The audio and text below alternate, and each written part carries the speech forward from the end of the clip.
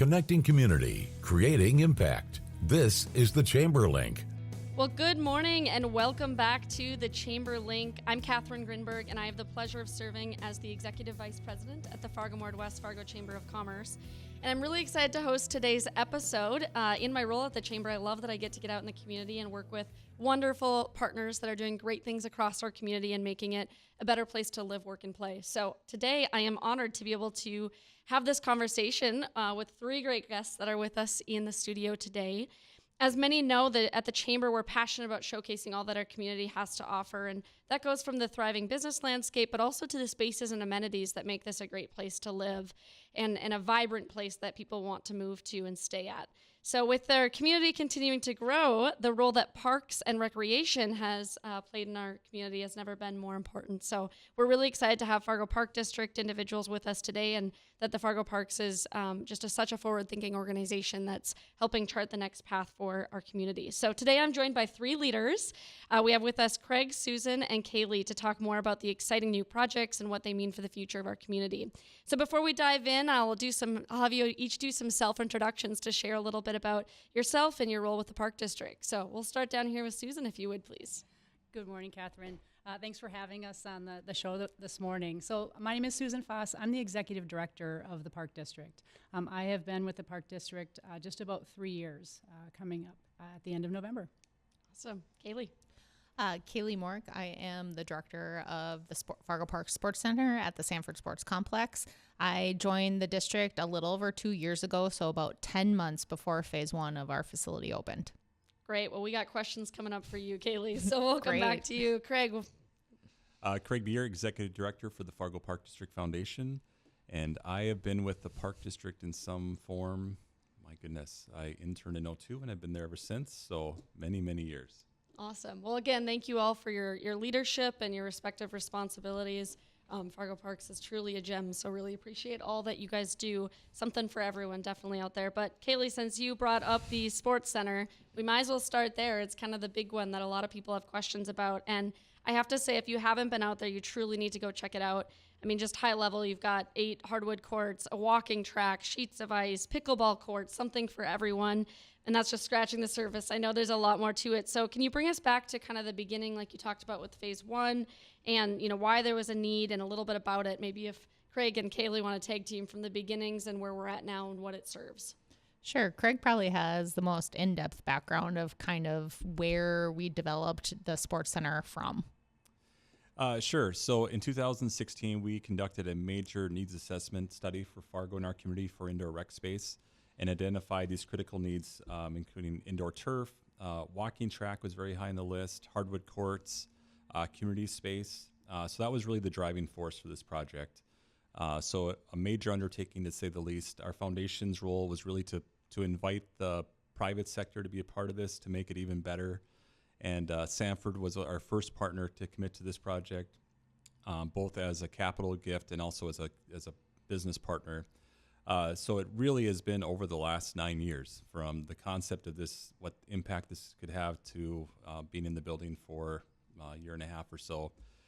So it was, we identified a critical need, and just very happy and proud that our community stepped forward and was able to deliver this great project for our community. Yeah, what a great vision. And when you say the community stepping forward, what was the response from the private sector? And are there still ways that people can engage now that there's a structure there? How can we still partner as a business community? Sure, great question. So yes, the response was incredible. I mean, there was a lot of hard work in fundraising and reaching out to community partners and inviting them to consider being a part of it. I think my feeling is the reason it was so well received is because of how multi-purpose the space is.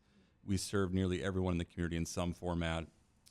So the private partnership, we were able to raise $33.6 million in private funds, another almost $9 million in private dollars. So that obviously impacted the end product and what we were able to build. And so yes, Fargo's such a unique community. I mean, they truly are forward thinking and wanting to give back to make it a better space and a better place to raise a family. So yes, it was very inspiring, I guess, to be a part of that. That's great. And Kayla, when he talks about that end product, tell us a little bit more about that end product and more about the space. Yes. So when everything is said and done, when we opened phase 2 back in January, so we had phase 1 open in June of 24, so just over a year ago, getting more and more days as we go by. It's hard to believe it's October.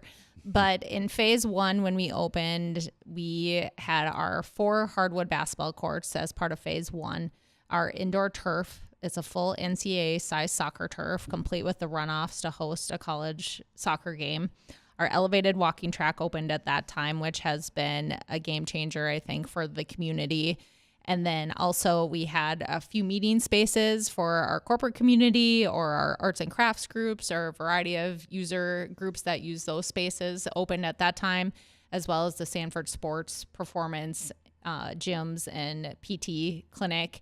And then our Fargo Park District administrative offices opened as part of phase 1. So there's just, I think, last count, around 50 Park District employees that work out of the sports center. So every day we get to see the fruits of our labor and the community enjoying the spaces. And then in phase 2, we opened in January of this year.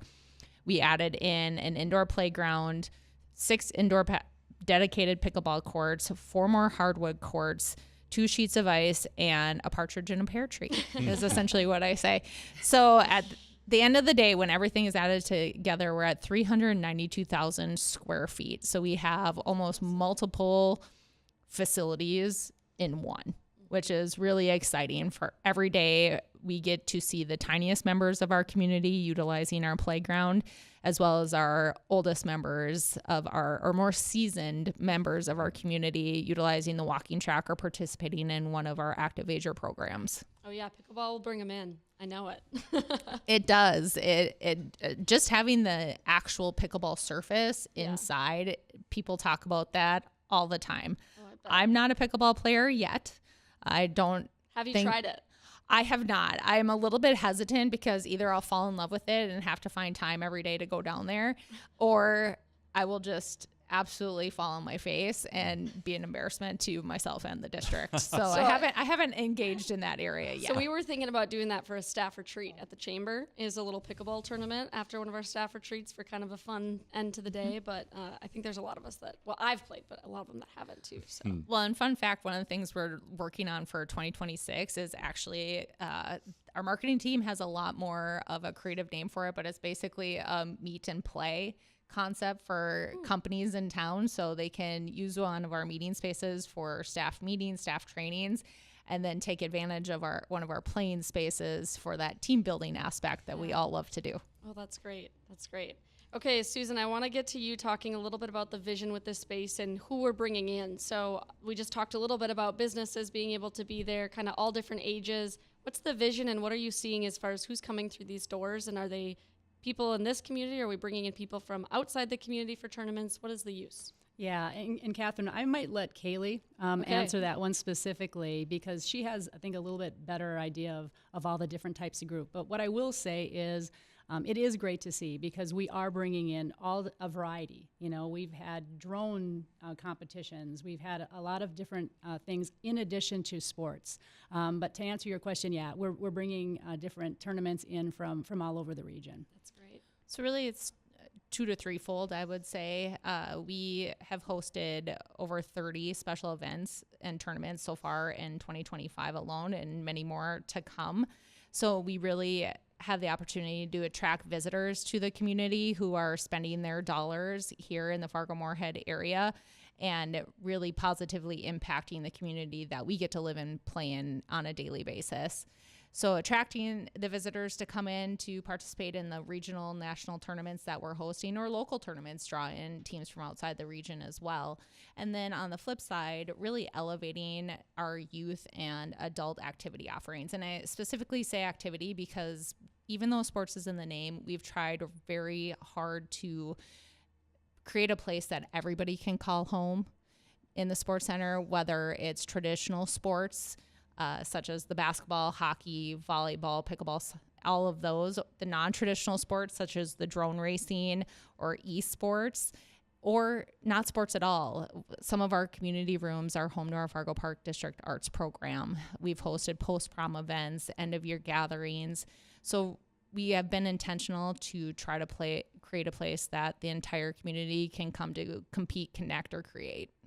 Awesome. That's great to hear. It's great to hear that there's so many different uses for it and being able to have all different sorts of people be able to come into that space. Before we head to a break here, just want to ask real quick, what's everyone's favorite part of the sports center?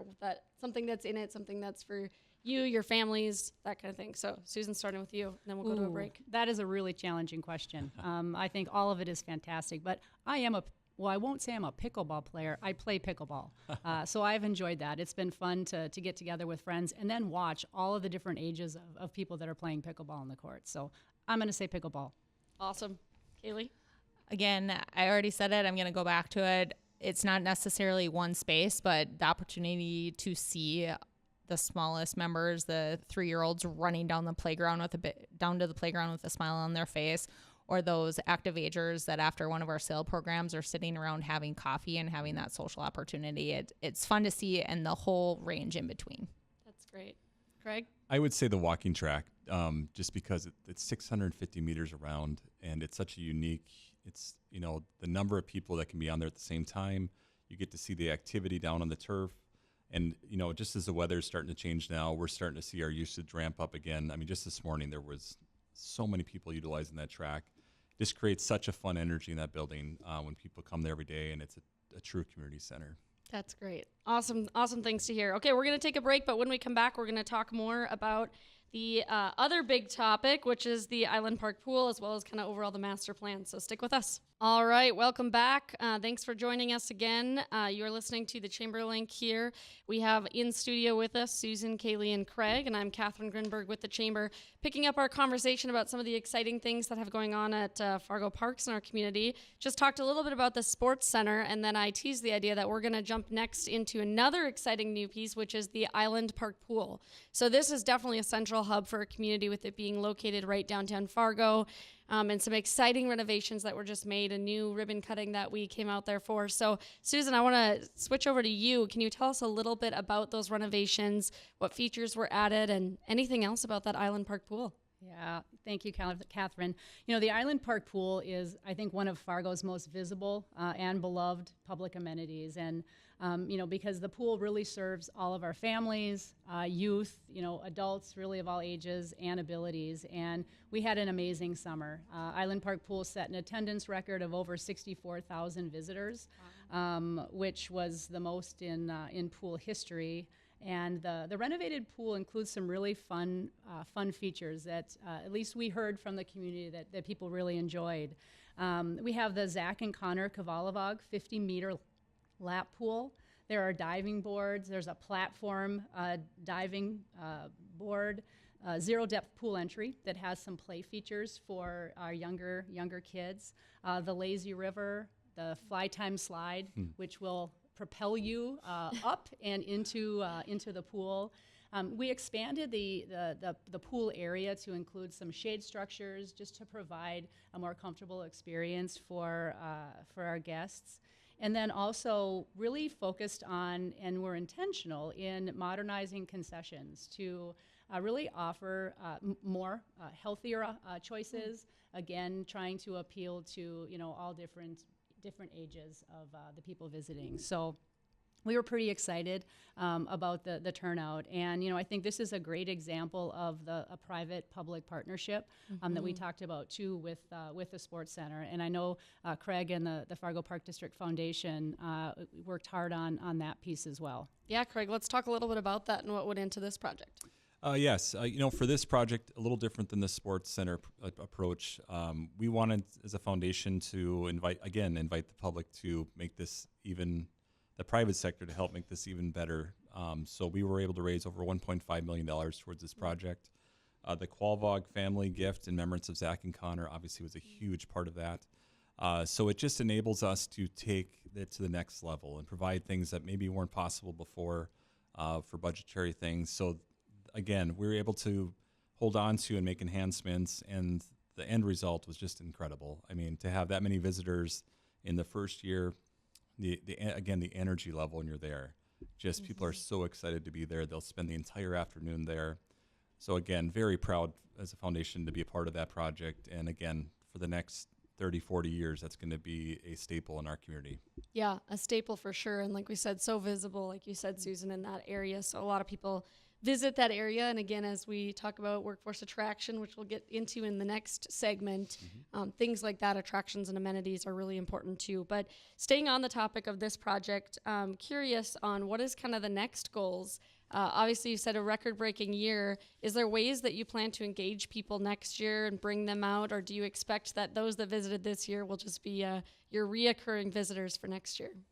That's a great question. I'm sure that we will be working on additional ways to bring groups in. I think there's an opportunity for some overall like facility rentals. We've had quite a few requests from people that wanted to rent out the entire facility for different business ventures, corporate type events, swim meets. Yeah. That we had and hosted 2 swim meets there this past summer. So there's an opportunity to expand on that. But I think just the location and just the overall popularity. We talked about. I think one of the surprises for me was all of the people that work downtown that kind of walk through Island Park, and they just commented on just seeing the lines of people waiting to get in, and just the kind of that joy on everyone's face. So that was a little bit of a surprise, but we'll continue to explore ways to bring people in. But I think just the features alone are going to be a great attraction for the community. And one quick thing, one thing that was really fun was to see that the pool. There was the Gators would practice in the morning. We'd have classes in the lazy river. There was tot time for the youngest kids to be able to enjoy that. So that space was active early in the morning till almost the sun's going down. Yeah, we also added some adult-only evenings. We did one which was extremely popular, so look to us offering that more in the future. Interesting. Yeah, we'll have to keep an eye on the new offerings next year, the classes, the opportunities to bring groups into it, so that's great. Also, as you think about these spaces, and Kaylee, this might be partly for you, just thinking about the sports center too, how, when you guys do these renovations, are you thinking about longevity, but also, thinking about accessibility and inclusiveness? Can you talk a little bit about that as you've curated these spaces? Would you like me to start with the sports center side? Okay. So I think overall as a district, the ADA compliance is really of our baseline. It's not the goal just to meet those guidelines, but to exceed them and really create a space that ends up being true equity in access and experience for everyone in our community. We've talked a lot already about making the sports center and really all of our facilities a place everyone can call home, and that's for every age, ability level, and demographic. So in the sports center, we really had an intentionality behind every approach that we took in the building to how can we make this the most widespreading community access space for everyone. And everything from our furniture, when we selected our furniture, while not every piece of furniture will work probably for every demographic or body style, there should be a piece of furniture that works for every body type and demographic. All of our windows are at wheelchair height, so if someone's in a wheelchair, they still can sit up in the climate-controlled spaces, especially around our ice rinks, and be able to see what's happening in the plain space below them. We also have a number of lactation rooms spread throughout our building, as well as a sensory respite room, which is something a little bit newer. We offer sensory times and quiet hours at a lot of our events throughout the community, so we really built on that approach and have a quieter space. It's in one of our lactation rooms that has the dim lights, no music, some sensory pieces within the space. So if there's a lot of stimulation in our building when every place is active. And so just to offer that space where if someone needs to, they can go take a minute and regroup and recollect themselves. And then we actually have fidgets and earplugs that they can take with them when they leave so they can continue enjoying the spaces. We have a universal changing table, which a lot of people will reference as an adult changing table, which that actually stemmed from a chamber leadership community change initiative idea from a gentleman in my class, actually, that went through the program. And so the table was donated to us, and we just needed to have the install done. So that's a really exciting amenity that we can offer to the community. Then our rinks are sled hockey capable. And just every piece of it throughout our rules signage, a lot of our wayfinding signage, we have symbols for maybe folks that English isn't their first primary language, so they can still be there and enjoy all the spaces that we have. Oh, that's great to hear. Yeah, we're going to head to another break, but when we come back, we'll talk a little bit more about the rest of the spaces and then also talking master plan and workforce and all the things. So stick with us. We are back talking about the Fargo Parks with Craig, Susan, and Kaylee. Thanks for joining us today. We're picking up the conversation, talking a little bit more broadly now that we've talked about a couple of the really exciting projects that are going on. So wanted to, Susan, to kick it over to you first to just talk a little bit more about what all falls under Fargo Parks. I think often we see, things like the pool or the new sports center, and we think those are Fargo Parks, but there's a lot to it, I'm learning. So can you share a little bit about that, how broad it is? Yeah. In parks, and our park system actually is quite large compared to other park systems really across the country, and so much falls within our operation. One area that I think sometimes people don't always know is Valley Senior Services is a department of the Park District in all of the great work that Valley Senior Services does. But, all of park maintenance, with golf courses, with all of the 108 or so, I get it wrong and all the time, but number of parks that we have. And there's a lot that goes into that, in the summertime with mowing and just upkeep of playgrounds and restrooms and other facilities, sports fields. We maintain sports fields throughout Fargo.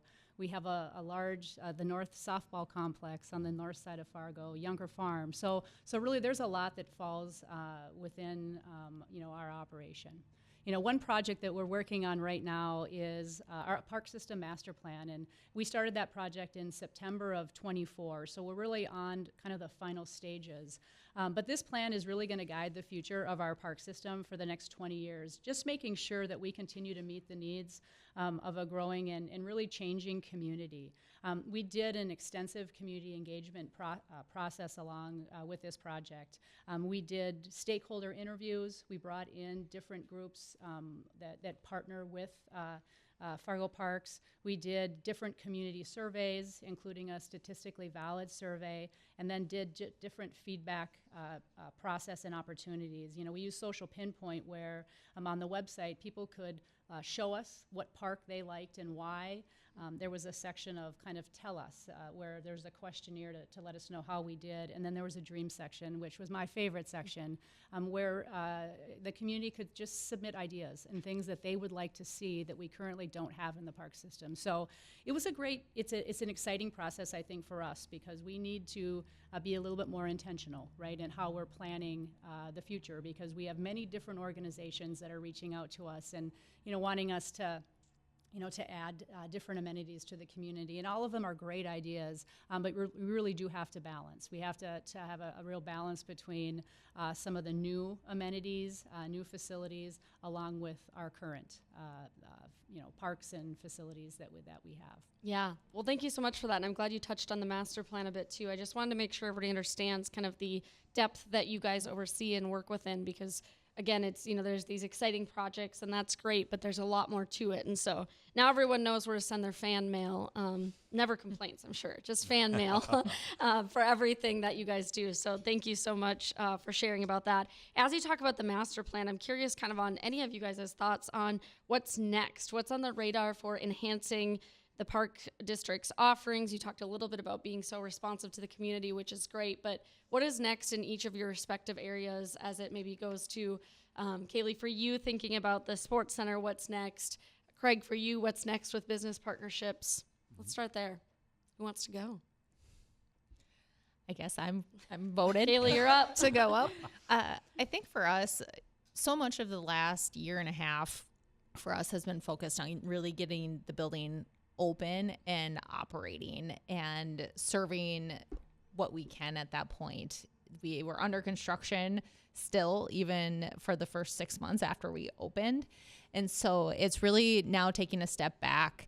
We have our processes in place to operate the building. We have our base of user groups. We have over 70 organizations that rent from us in the past year and a half alone, and a lot of those on a very recurring basis. And so it's the what's next. What can we do to elevate the offerings and the services that we have for the community and take everything to the next level. Like I mentioned, we're looking at, for the corporate community, a meeting space combined with a team building experience, and really dialing in to those different groups and what the people want us to be able to offer, and then continue to offer what we have been with our open play opportunities. We've had over 8,000 hours of open play time just through Q2 of 2025 alone for the individual to come out. So maybe they're not part of a sports team, but they just want to shoot hoops. They can come out during those times. And so it's taking what we've done thus far and just building upon it year in and year out. Awesome. Craig, what's next? And as we think about business partnerships, community engagement, those are obviously essential to things like the projects we've been talking about this morning. Yeah, absolutely. For the foundation, our first major undertaking was the sports center. So we went big right out of the gates. That's been really high focus for many years. And then Island Park Pool, another great project we were able to play a hand in. As Susan said, with the new master plan, that's really going to be our guide moving forward. So it's an exciting time to be thinking about what's coming next for major projects. But also the foundation, we do endowment funds now. So we're really trying to have that long-term impact in our community. Also the scholarship program too, making sure that we can have access for everyone to our programs or our spaces. So we've seen huge growth in that as well, raising dollars for that. I guess I'd say ask that question in the next probably year and a half, and I think we'll maybe have the next we have some ideas, but we certainly want to be guided by that master plan that we went through with the community. Absolutely. That makes a lot of sense. And I'm sure there's still opportunity for people to be able to be engaged in supporting and giving. What are the best ways for them to reach out or be engaged, whether it's from a corporate or individual level?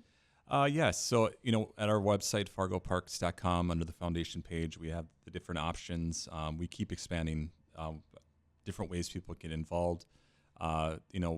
Every time people invest in the pool or in the sports center, that just allows us to do more things out there. So we certainly have naming options or opportunities through those buildings. So yes, always happy to meet with people and talk about those opportunities. Just again, building those relationships and just that invitation to be a part of this great community. Absolutely. Susan, anything else you want to add on what's next? Or are you going to leave us hanging for this master plan and wait and see? I won't leave you completely hanging. We're always working on different projects, especially in the parks. One I can think of is that Cornerstone Arena. We have to replace the refrigeration system there in 2026, and it's a large scale project, and there's a necessity because the equipment is failing, and ice is important in our community. But another priority that we're really focusing on in the Park District right now is that community engagement and focusing on the relationships and partnerships within the community. With all of the different projects that we do, focusing on engaging with the community and finding out and getting that input and finding out what people want is really important to us, and that will continue to be a focus for us moving forward in helping us to make those decisions, along with kind of what we're hearing from the public on that park system master plan.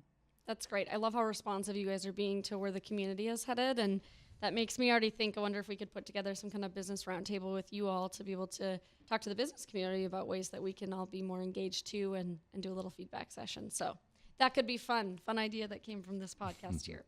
I do want to talk a little bit about workforce because like we had mentioned, that's so key for amenities nowadays, right? People don't want to just take a job. They want to know the area that they will be able to live, and whether they have a trailing spouse or family members with them. We know that the amenities and the placemaking is so key to driving the individuals wanting to be in a region. So on that note, any thoughts from any of you, I guess, on how you think the amenities that the Fargo Parks District has been putting together or that will be putting together, how are those contributing to that workforce attraction and retention in our region?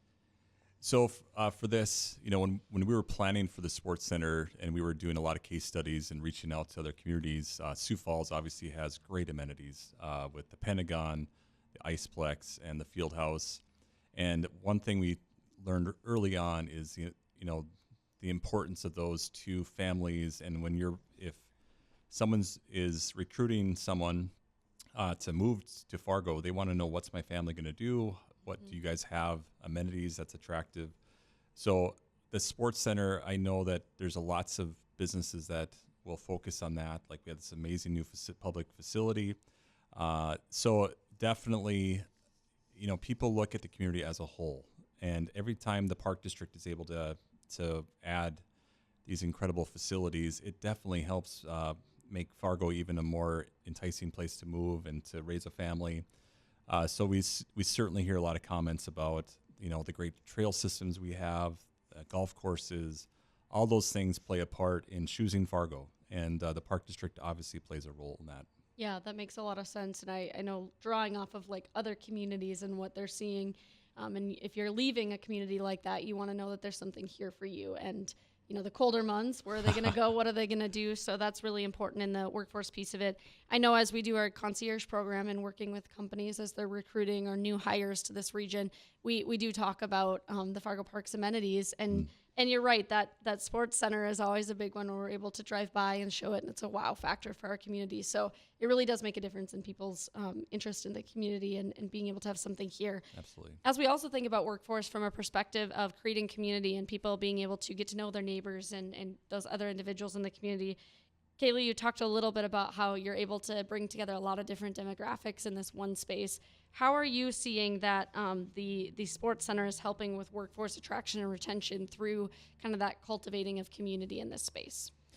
Right. That's a great question. As I said earlier, we don't just hang our hats on the fact that we're a sports center. We're really a place where the community can come to compete in the sports, create, art, dance, music, what have you, but also connect with one another. And from nurses study groups that have started calling our Midco Lounge home for their studying because they need a quiet place of space, to I've seen meetings, like corporate meetings happening just in our open concourse spaces. And so again, as Craig mentioned, once you reach a facility the size of ours at the sports center, that really does play a role in people seeing it as an asset to a community where they're coming to live. Again, not just for the sports piece, but for all of the different ways that they can activate and utilize this space, whether it's for themselves, visiting family, their current family, or friends. We really offer the opportunity for people to do that.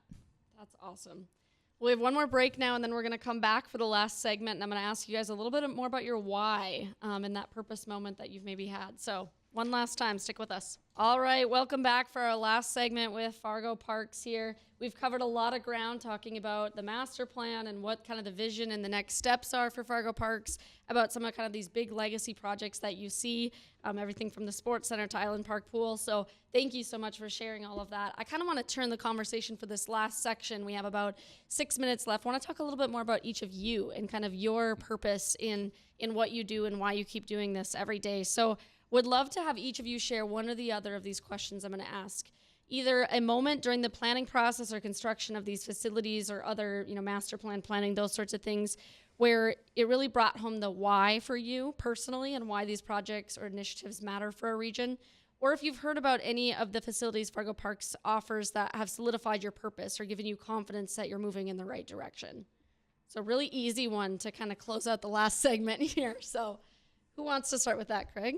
Sure. You ready? Okay. Yeah, and it's a great question. And, like why get involved in Parks and Rec or choose that career? And for me personally, it's always been community. Like that was instilled in me at a really young age, like how important a community is. And, growing up in a real small town in North Dakota, Cullum, North Dakota, and there was just so many unique things about that town. And when people would come together and, so a park district really is the fabric of the community. So that's always been kind of my drive, is just I enjoy helping be a part of that, and we can deliver some amazing opportunities for people. So the Sports Center project, to be a part of that was incredible. So just, my wife always laughs. I go there on Saturdays just to walk around during the busy winter tournaments because it's just incredible. I mean, to see thousands of people from across the country or from the Midwest here and enjoying that space, and all the kids. I mean, it's just very fulfilling to see that, to have that in Fargo, North Dakota.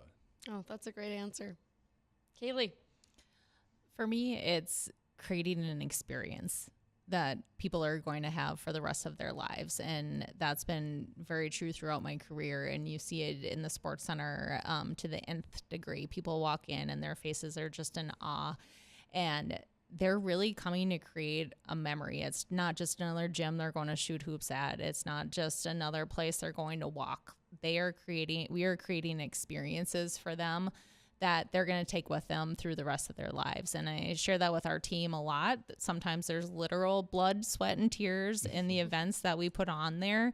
But I encourage all of them at some point just to walk out on a Saturday when there's 3,000 people in the building for a volleyball tournament and take a minute to take it all in, because that is what re-energizes me. And I think it will re-energize anyone when they get to go out there and see people having an experience that you helped create.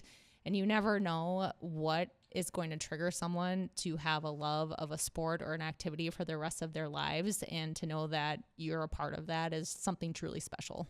Oh, yeah, that's really cool to think about it in those terms of just how you might be planting seeds for the rest of their lives and their hobbies or professional activities that they do when they grow up. And it all started here. So that's great. Thanks for creating that community for Fargo-Moorhead-West Fargo here.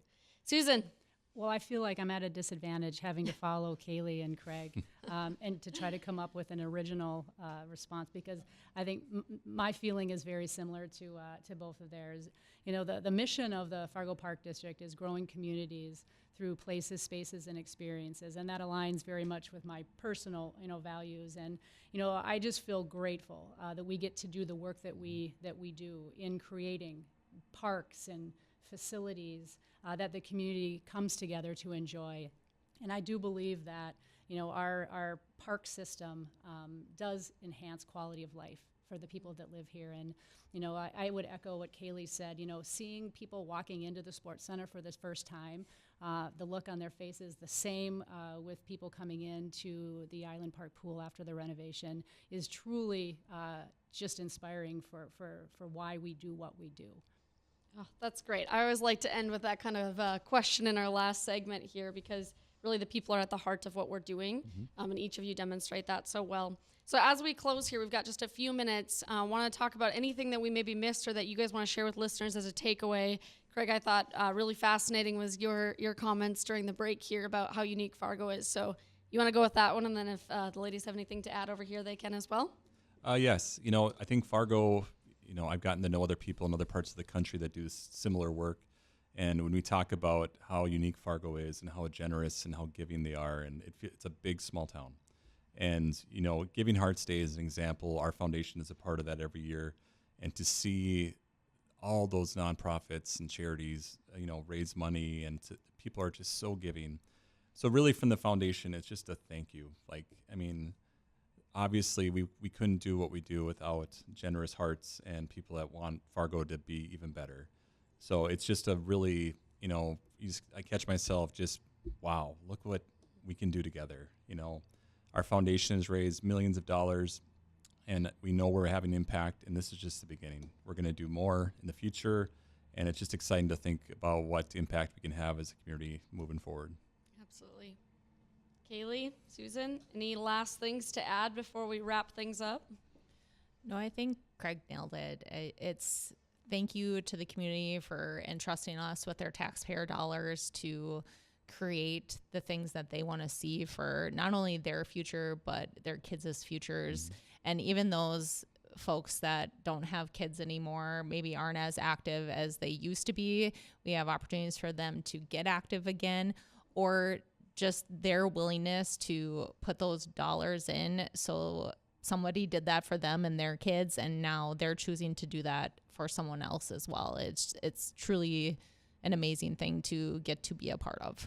That's awesome. Susan, anything to wrap us up and how we can engage and how individuals can reach out after this? Yeah, really quickly. As far as our community, this is a community park system, and we like to hear from the community who uses our facilities and our park. So, last thing I want to say is to reach out to us. We want to hear, if there are things that need to be improved, if there are things that you want to see, we want to hear those things. They're not always easy, and we're not going to be able to necessarily to address every single request, but we want to hear from folks to find out what people truly want, because we are creating this for the entire community, and we want the community to be involved.